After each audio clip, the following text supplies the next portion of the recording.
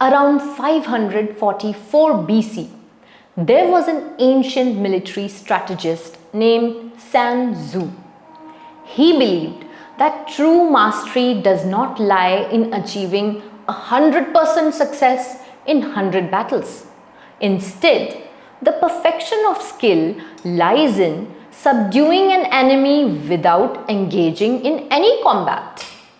This philosophy of winning without fighting is still prevalent in the strategies adopted by countries worldwide today.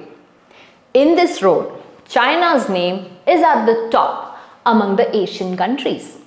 Following this strategy, China has significantly increased its influence and presence in the Indian Ocean, causing concerns for numerous countries. In early 2017, US and Japanese strategists were poring over maps on the top floor of US State Department. Satoshi Suzuki, a Japanese official, and Brian Hook, his US counterpart, zoomed in on almost every touchpoint in Asia. The honeymoon between the newly elected US President Donald Trump and Japanese Prime Minister Shinzo Abe.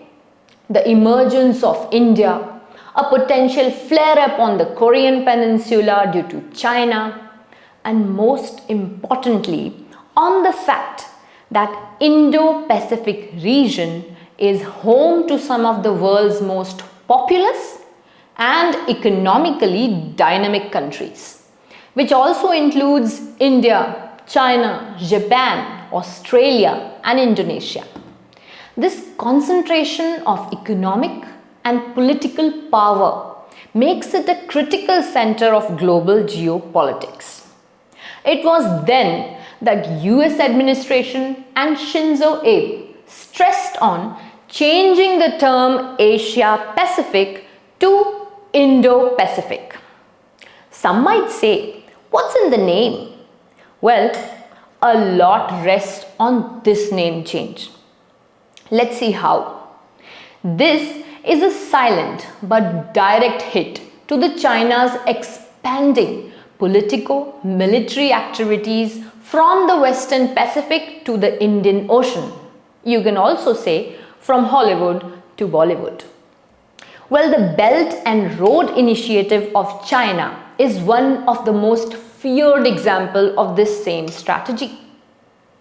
The second is the imperative to incorporate New Delhi into the region-wide security architecture.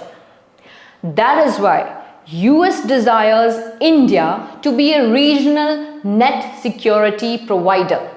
And ever since, our country too has taken strong strategic and diplomatic steps towards it. Well, on the same lines, our Defence Minister Rajnath Singh yesterday revealed India's plan to build 5 to 6 more aircraft carriers. Moreover, he also said that India will soon start building the third aircraft carrier, a 45,000-ton sister ship of INS Vikrant. These are the first indications of a long-term plan for having a sea-going carrier that can launch and recover fighter jets from the deck while sailing. This is setting a fresh target for India, and it matches China's plan to have aircraft carriers. Well, a rough estimate of building this third carrier for India would be around 50,000 crores. So why exactly are we committing our country in building 5 to 6 such carriers in the coming time? Well, the answer lies in the geopolitical significance of Indo-Pacific region and the fact that only a true blue water navy could be the one controlling it. Let's have a look at the mathematics behind it. So currently, US is leading with 11 aircraft carriers, followed by China, who recently added a third next generation aircraft carrier on 1st of May for its water trials. Fujian, a 80,000-ton warship bigger than any carrier made by UK, France, India or Japan, is first to be equipped with electromagnetic catapults. A comparison between China's Fuyan and Indian aircraft carriers shows that India currently has INS Vikramaditya with displacement weight of 45,400 tons. It was purchased from Russia in 2013 and has been upgraded since then. The other is our indigenously made INS Vikrant, built at Cochin Shipyard and commissioned in 2022.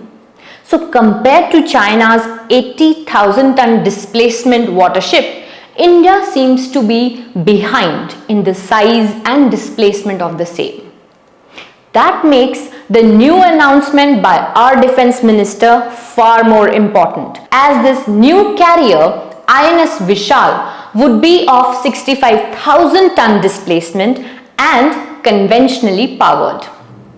If this plan gets to work on time, then on papers it will be ready by 2028.